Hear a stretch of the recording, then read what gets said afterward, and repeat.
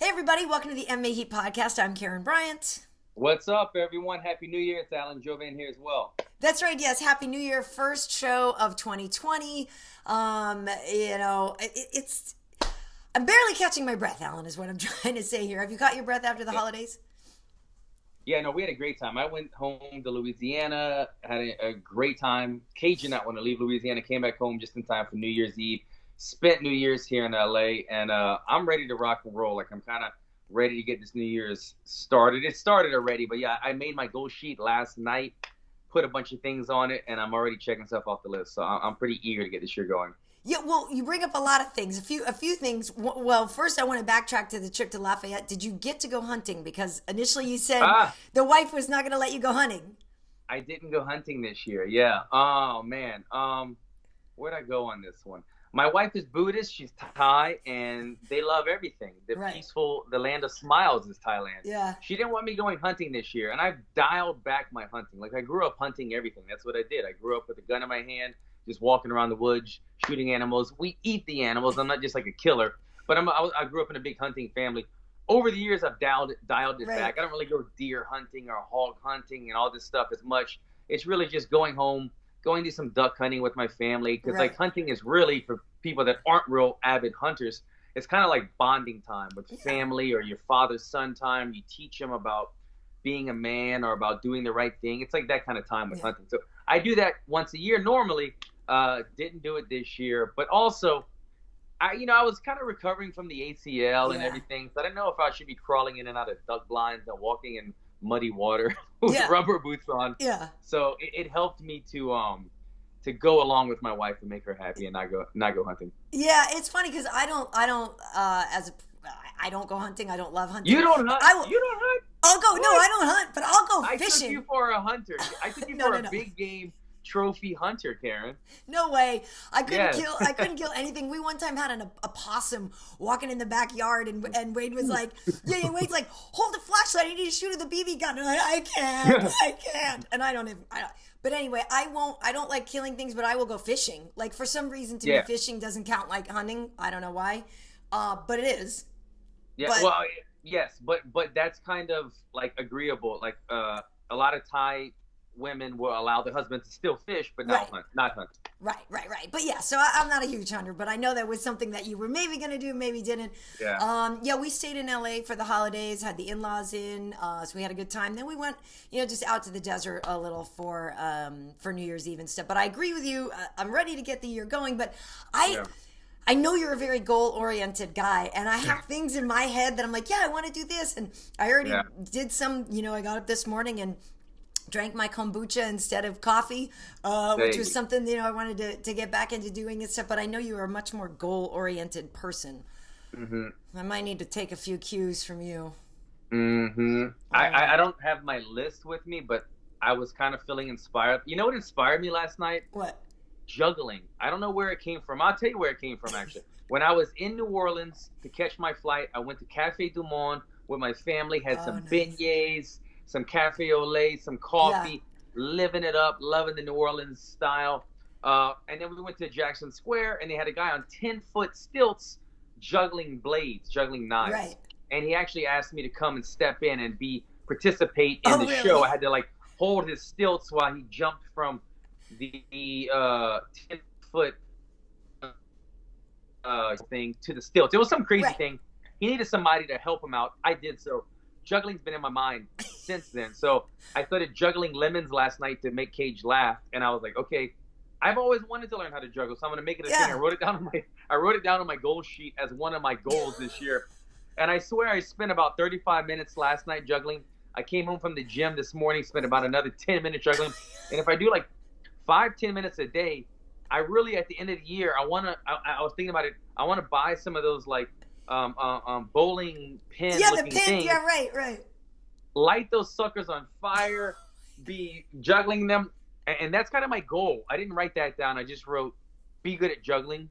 We'll see where it goes. But yeah, I know I have weird goals, but some stuff to kind of keep me entertained, keep me having fun. I like that a lot. Yeah, I don't know that I necessarily want to get good at juggling this year.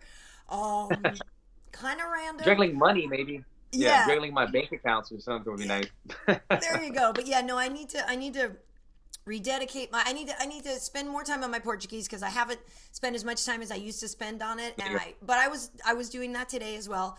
I already have my Globo on and stuff like that, so that is something I definitely need to do. I definitely need to step my tennis game up too. Go back to getting some lessons and stuff because I just haven't had as much time. You know what I mean? But yeah, I'm definitely psyched for 2020. I know we have obviously the Conor and the Cowboy fight is coming up first, and we can get into that a little bit more next week. The first fight that I'm working is the one after that. I'll be going to North Carolina for JDS versus Curtis Blades, which I think is also going to be great.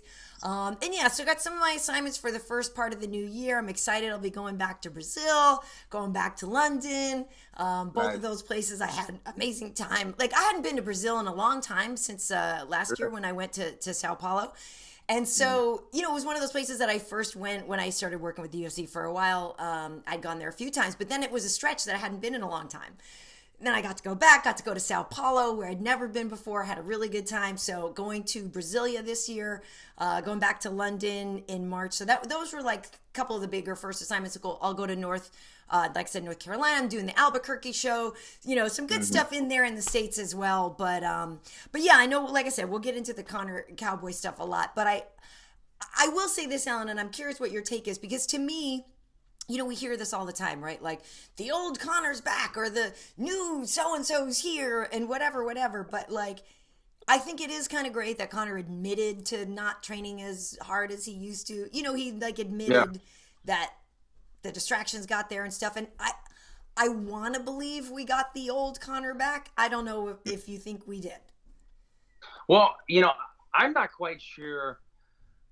I'm not quite sure that I believe that much that how much did he not train for the last fight or whatever, like you're saying. Like, I don't want to say he's throwing out an excuse, but is that really the case that he just didn't take training seriously and he wasn't there for his coaches? I do remember his coaches saying that they don't want to see him fight again unless he has like that same determination and look in his eyes. So maybe that does kind of validate what Conor was saying.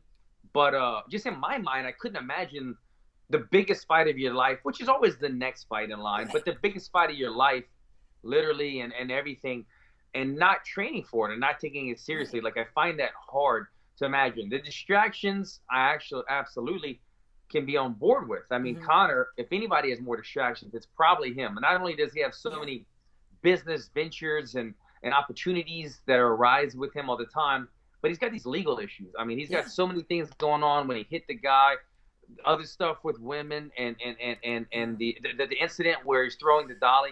Those legal distractions really can get to you. They take time out of your day, and he's got to do a lot of things. So if he has all that pushed aside, and he really does have his heart and soul back in the gym, and his coaches are raving of the reviews of how he's performing inside the gym, then yes, I agree with you.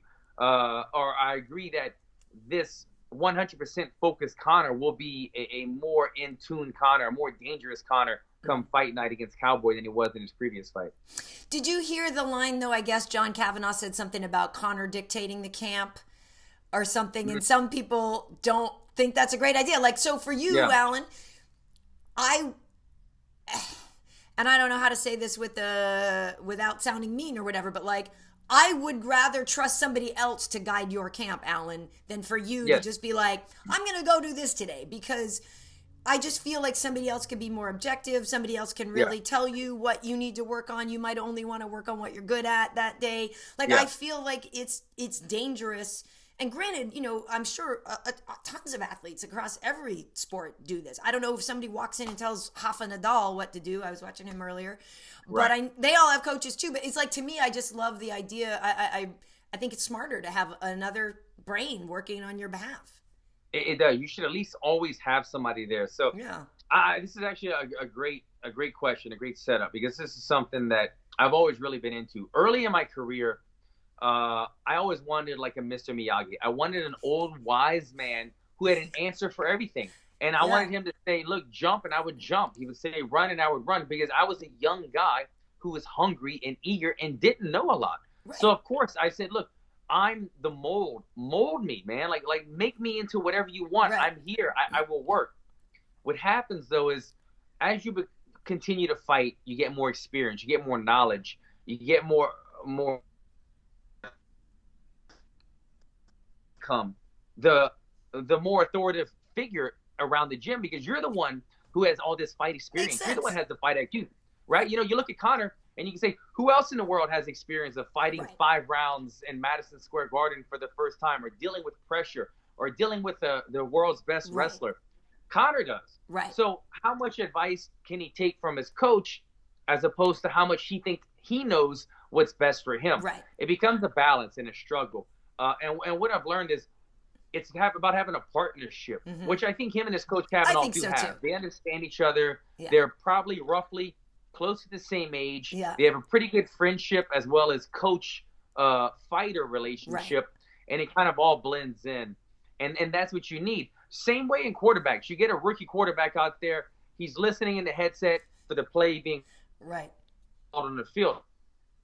See a professional when you see Drew Brees or Tom Brady, and they're making changes on the field because they understand what's happening. Right. And I think that's what's happening with Conor. He's at that point in his career where not only is he the most money in the gym, the most experience in the gym, but he knows what's best for him. And it's a hard thing to juggle because me, myself, at this point in my career, I like my coaches to push me, but I know when I wake up and I go, I'm not just sore today. My body is overtrained today, and I need to orchestrate that to my coach and let him know, look, it's not good, and I know you want to get 110% out of me today, but maybe I should do a light day. So it becomes it's a tough balance. It really is. So I could see why Conor, as you're saying, is kind of orchestrating his training a little more because he knows what's best for him.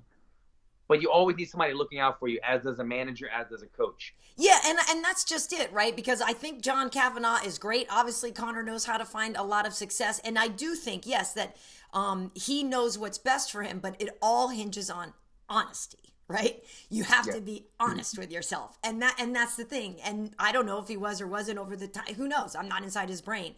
But I feel like that's the only time, you know, that dictating I know what's best thing is when you get in trouble, is when I know what's best and you're lying to yourself and you're not being honest about what you really need. You know what I mean? And I don't know how often that happens. I think it happens a lot. You know, we hear about fighters that only train the stuff they're good at and they don't want to train the stuff they don't like. Well, if he takes me down, I'll just get up. Like, well. Are you training wrestling? Yeah. Are you working on getting up on the defense? I love what you said, actually, Karyn, that being honest with yourself, that actually really hit home, because I know that feeling of when I'm sitting on the couch and I'm tired, and I know I got to go to the gym for my second session, and I'm like, and my wife goes, you trained earlier, just take the night off. And in my head, I'm going, did I train really hard, or do I still have a lot left in me? What is it? Am I being lazy, or am I overtraining? And it's a very tough one for fighters, because fighters are always kind of brainwashed to go, fight through adversity. Pain, whatever, pain goes away. Pain is temporary. Right. But then you have to balance it yourself, and only you know your body. Yeah. Keeping yourself honest, being honest with yourself. Am I really in need of a day off, or in need of to do striking, preferably over wrestling, which maybe I need more wrestling. Right. Be honest with yourself. That was a good point. Yeah, and I mean, I fall prey to it too. Look at out on the tennis court, I don't have the best backhand volley. And I also don't like practicing my backhand volley because I'm not good at it. You know what I mean? It's like, it's not fun. So I know I need to do that. And that's whenever, if they're like, oh, you want to get on the ball machine? What do you want to do? I'm like, yeah, let's just do random. So I can just go in there and like wail on some stuff and like act like I'm playing a match. But I'm like, really, if I'm smart, I should be over there only doing backhand volleys, you know? Which I did do a couple weeks ago, and they are getting better. But like, I do it too. Well, I'm glad we just figured this out on the show, Karyn. Now I expect to see backhand volley written on your goal sheet this year, and that's right, and better at the end of the year. That's right. Well, I will say this: I don't make a ton of resolutions. I don't know if you do. I know you have your goals and stuff like that. Like my resolutions this year, literally like go to bed earlier, because I'm stupid. I stay up way too late. Like it's just dumb. So go to bed earlier is one of mine. And I don't really know if I make a lot of resolutions, but I did kind of, and I don't have like a motto, but something last year that did, and I've said it on the show before, and I think I got it from Tyron, that whole idea of what is meant for me will come to me. And that actually took a lot of like stress away, and it actually kind of cuts away a lot of noise in your brain in a way of like, I mean, you know, they say when you worry about a problem, like you give it something twice, right? You're worrying about something, it may not even happen. So if it does happen, then you got to worry about it. But like, why worry about something that hasn't even happened, you know? Yeah. Because you're just wasting your time. Yeah. But yeah, the whole, if it's meant for me, it'll come to me type of thing. I was like, that kind of just, you're still involved in your fate, but at the same time, you don't overstress. I get it. It's tough for go-getters as yourself, because you're like, if it's meant for me, it'll come from me. When's this shit coming? When because is it I've been coming? waiting Because I'm ready. Yeah. So what happens is, for go-getters, we start taking initiative and finding a way to get there. A ton of things on my, like, I don't really do resolution as much as I just write down things that I want to achieve or get better at. And I did that. And one of them being staying healthy this year, which is a lot of times out of your control. But what I did is I broke that down and I said, rebuilding my body. So while I'm in physical therapy, getting my knee better, I'm also going to really try to put a little bit of size on my legs again, and maybe reinforce some of the muscle. You getting swole again? My knee strong while I'm getting better. Trying to get that, some Tyron Woodley legs here.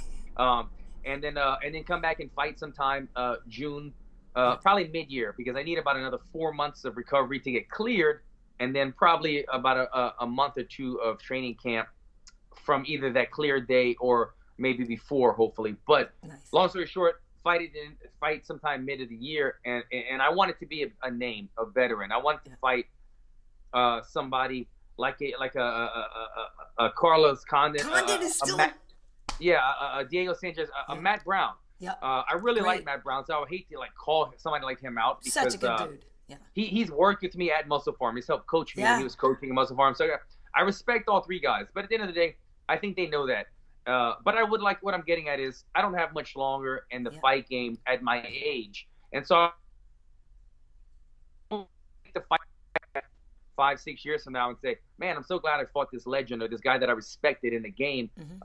Nothing against everybody else, but I just don't want to fight newcomers who haven't developed their name or their fan base yet. I want to fight guys that have been in the game as long or much or longer than me, hopefully, and go out with those type of fights. So mid-year, I hope to make a comeback and fight some guys like that, and a bunch of other goals on my sheet as well to get this new year going. I love it. Well, and we were talking before we started doing the show, but I have a lot of show ideas and stuff that I've had over the years, and have sometimes been able to pitch them to some people and some haven't. And so I definitely need to be doing more, and that is hard. One thing that, comment wise, like I shared some bunch of pictures the other day, wrapping up the year, like on Instagram, some pictures over the last decade, right? With MMA H.E.A.T and with my time over at FS1 and stuff. And it's hard, because I really do miss UFC tonight too. We had an incredible time, and so much of that last decade for me was me going to Fox. You know what I mean? Yeah. It was amazing. I never had a job where I worked in one place that long. I mean, it's really like the best time in my career, in terms of positive memories and just so many great things. And it's tough because that's gone. And obviously it got recreated, and stuff with ESPN is on the way, and it's here. But the first year was a lot of growing pains, and I'm not a patient person. And so like, there's all these things that I wanted to do, and that I wanted, like, why don't we have this, and why isn't that, and why am I not doing this, and why not that? And it's hard for me to like slow down and remember it's a new relationship. You know what I mean? It's like, but I feel like, look, I've been dating them forever. Like, what do you mean we just went back to holding hands? We've been for years. You know what I mean? Like, that's what it feels like. It's an interesting analogy, but that's what it feels like. So, let's just go. So anyway, I'm hoping to be able to do more. Long point to that story was just that a lot of comments from people like, oh my God, I miss it so much. I miss UFC now. I miss UFC. I'm not UFC. I miss UFC tonight, and this and that. Right. And so do I. And just trust me when I tell you that I want to do all of these things. Now, granted, I'm not the one who gets to make those decisions. So if like people said to the executives at the networks that we worked at that, hey, wouldn't it be great if KB and Alan did these things on your airways and stuff like that? Yeah. That'd be pretty key, people. But yeah. I'm in agreement with everything. I'm in the same boat of just not being patient with a lot of things in life. And as to the same thing you're talking about, working more. Well, I'm trying to work more as well with the networks and whatnot. I'm still in talk with ESPN as well, and they keep kind of telling me that they have something in the works, and they want me to be a part of it. But it's been, I went and auditioned, for the people that don't know, with ESPN. I don't know. I mean, that must have been like 8 months ago now. So, and I went and auditioned, and they really liked me. But as Karyn's saying, there's just not enough shows. There's not enough content. There's too many people with not enough places to put them at this point. So hopefully this year, our patience will have worked, and there will be more shows, and hopefully they will grab some of the talent that you're watching right now and put them on that show. Hopefully. And now, to that end, folks, we want to let you know that, right before we were doing the show, Alan and Wade and I, we were all talking about some things we want to do with the podcast, maybe make some tweaks and stuff like that. So as we move forward this year, we're going to try a couple of new things, maybe change the form on some of these. But I think that by changing some of this form, it'll actually end up being more, ask for more involvement from like fans and viewers. And I feel like it will lead to more sort of conversations together. I guess that's one thing I don't like about podcasts is people are talking like at you, right? And they are talking to you, and it is a conversation, but I like getting feedback from other people too. So I'm thinking with some of these changes, Alan, that we're thinking of, maybe we would have more integration with the fans and stuff too, right? Yeah, I like it. I mean, it's going to give us, more content that we're going to put out there. We're going to be able to summarize certain things better. For those of you that don't have time to watch our hourly long shows that we put out there, we're going to give you a great product with some great B-roll footage and some great insight, and a shorter package deal for you, so you can just go ahead and swipe up when you're having your coffee, get all the stuff you need to know. New year, new show type, but it'll be good stuff. I look forward to showing you guys what we have in store. Yeah. It's exciting. And so I'm trying to think now, was there one other? You were, and by the way, I should say, folks, we actually sell these. We don't sell these, but we sell the t-shirts. They do sell those. We sell those. New for 2020. No, but we actually do sell the t-shirts and stuff. I so watch if you're on YouTube and stuff, and you're watching this, you can see that, and we'll sell. I mean, Alan, we should have you modeling these. You're a professional model, but I don't know if I can afford your rates. I am a professional model, and my rate is very high. Yeah, you're right. I love it. Yeah, I need to do more bono work. Yeah, there you go. One thing that you were a little bit fired up about this week, your boy Mike Perry, and I love calling him your boy. We all love Mike Perry. And Michael Jai White, a guy we both know. Like, these two just got into something. So what is the deal? Like, So I came across this recently, and I was kind of intrigued by this because obviously I fought Mike Perry. We know how his personality is. I've been a fan of Michael Jai on all the shows, and actually just recently got to hang out with him. I watched the last UFC show at his crib. He had me over, and super nice guy. Right. But Michael Jai White, although he has never fought inside of an octagon or MMA, he's been a lifelong martial artist. So you have to respect where he's coming from, where he's trained in on multiple disciplines, and he's black belts in multiple disciplines. And he's a freakish athlete. I mean, let's be honest. If Michael Jai White did not become an actor and he decided he was going to compete in mixed martial arts a long time ago, he would have been very successful. The guy is phenomenal. I mean, you look at his body structure at his age right now, you can tell freakish athlete, and he's got the mind to back it up. Yeah. Very into it. Yet, he has never fought. So when you kind of argue with a pro fighter, it becomes very interesting. So long story short, Michael Jai White did a movie, I think it was Blood and Bones. Is that what it's called, Maybe, Karyn? yeah. I think that's the one. Something around that lines with Kimbo Slice. A lot of us have seen it. Kimbo was in a jail outfit. They were in jail, and there was a scene where I think Michael Jai White was punching Kimbo or taking a knife along that line. But to break down what happened, Michael Jai White posted something recently of him showing instruction to Kimbo Slice on a move, on a certain punch they were doing in a movie. It was kind of a movie punch, but it was also a technique that Michael Jai White uses, and it was kind of confusing Kimbo. Kimbo is an MMA fighter. He's a backyard fighter. He hasn't really done traditional martial arts. This was out of his realm. Michael Jai White was coaching him in a certain way, and a guy, Mike Perry, took offense to it. A guy, Mike Perry, kind of a street fighter himself, kind of came onto Twitter, came onto social media, and threw a jab at Michael Jai White, pretty much saying, maybe if I met you in a backyard fight, you could show me some of those moves, kind of hint, hint, hint, ...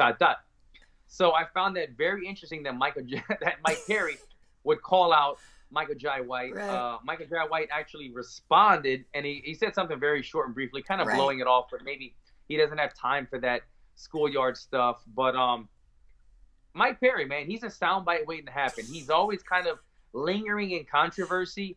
It keeps I don't mean it in a negative way, but it keeps Mike Perry relevant. Right. But it's also very entertaining and very fun to watch.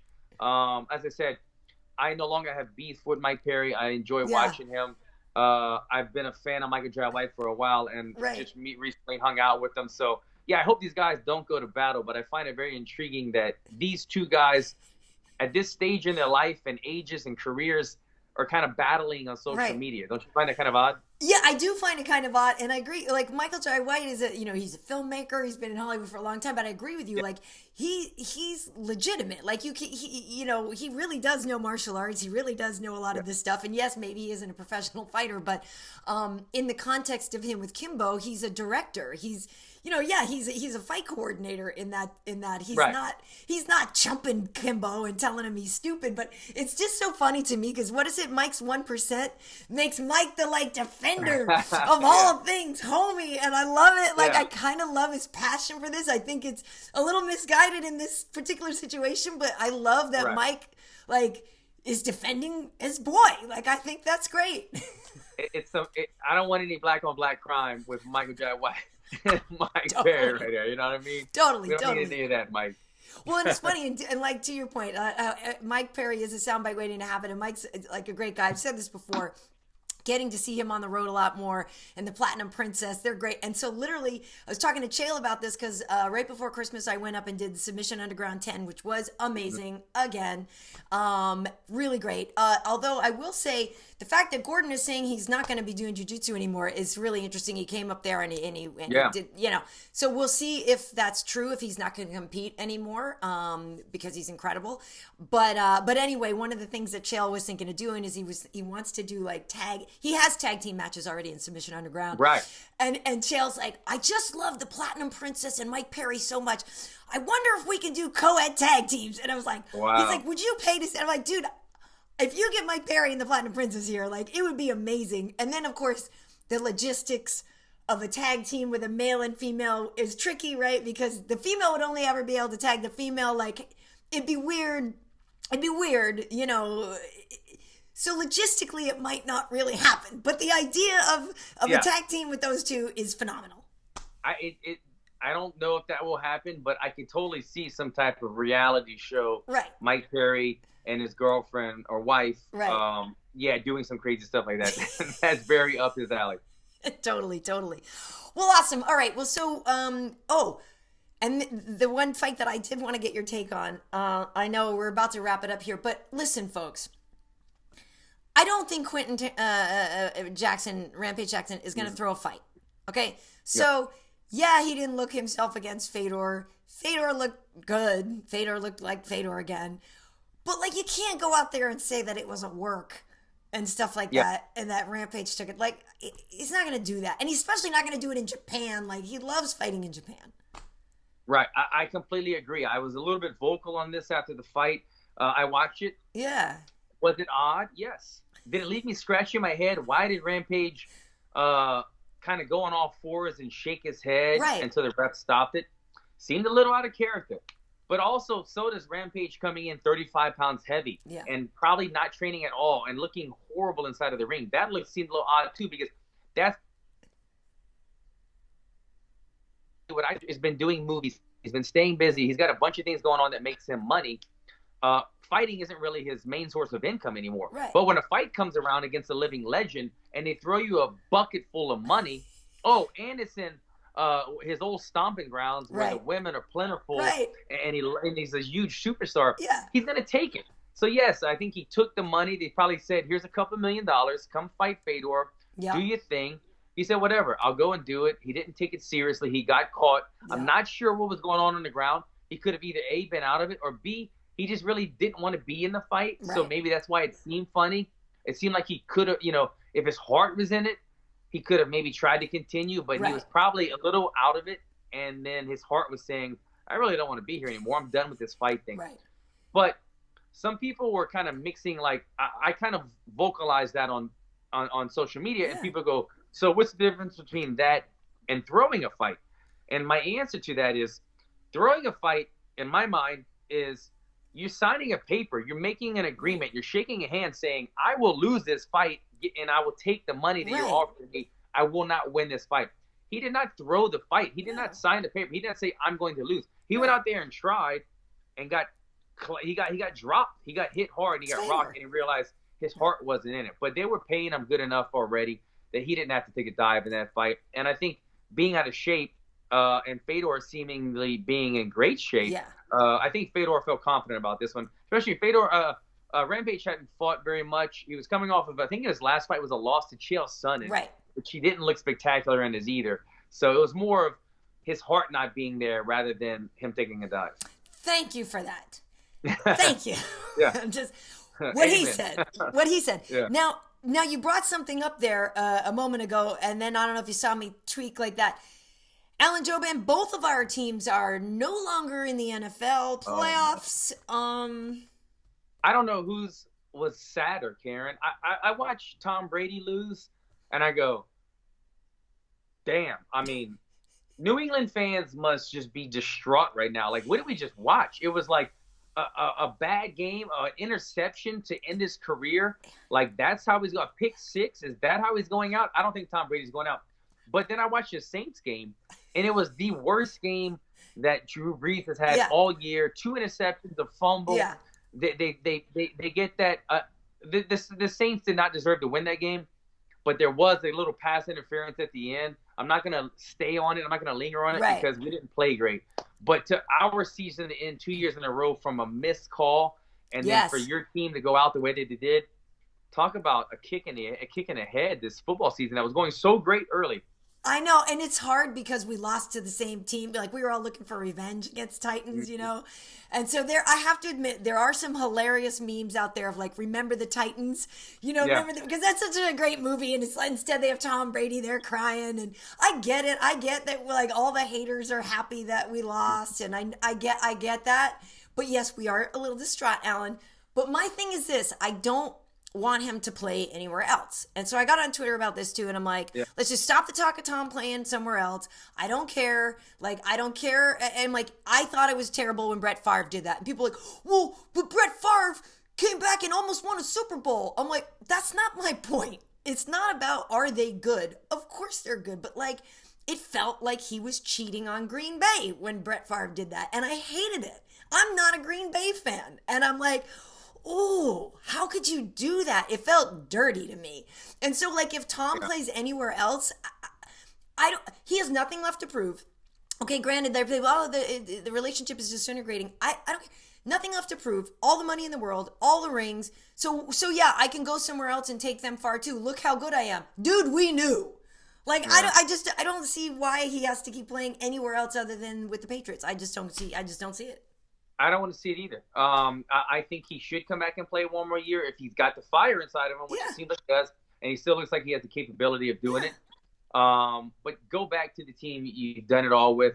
I don't want to see another, 2, 3, and a 4, 5 Michael Jordan when he goes to the Wizards. Or who else did? Was it Steve Young or somebody else? I mean, you said Brett Favre, obviously.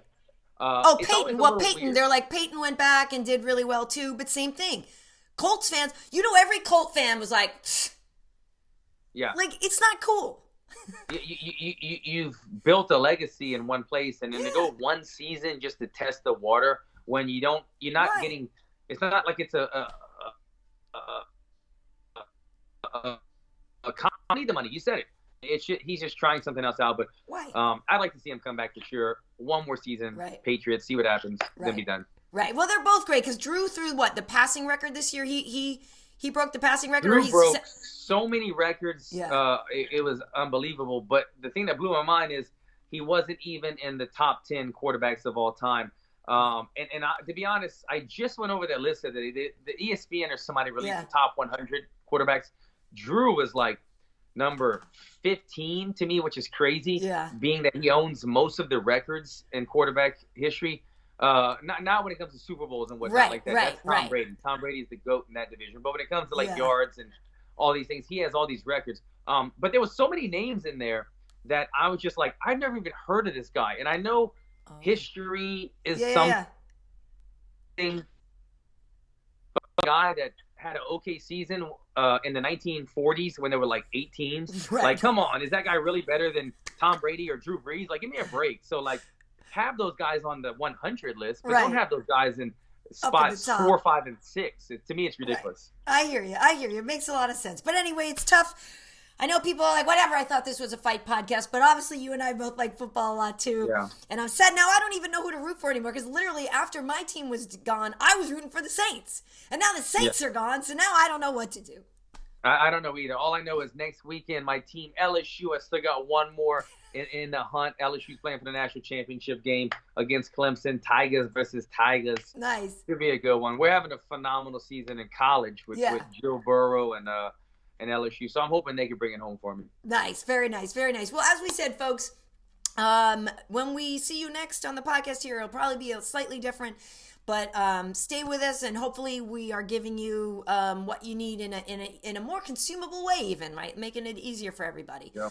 And so a lot of this will also mean we're going to spread out over a lot of our platforms. So it would be great if you're on YouTube, hit subscribe here if you're seeing this so that you don't miss anything. But also if you subscribe to MMA Heat on YouTube, also on Twitter, we have MMA Heat. I'm at Karyn Bryant on Twitter. We've got Wade at Wade on Twitter. We've got MMA Heat on Twitter, Karyn Bryant, on Twitter.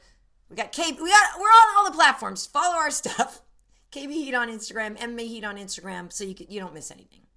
Yeah, and I'm at Alan Jouban. Right. Give me a follow. Follow the show, like Karyn said. We got new things coming. It's a new year. We're gonna have some new fun stuff. Make sure you tag along with us. Awesome. Well, everybody, thanks for joining us. One last thing I will say: go see Cats. Greatest movie. Cringe movie. I won't be watching it. I can't even keep a straight face. It's bad. The biggest turd I've ever seen on screen. Anyway, wow. Hilarious. All right, well, thanks for watching. And Alan, thank you as always for your time. Glad to hear the recovery is going well. I'll see you next time, folks. Take care, guys.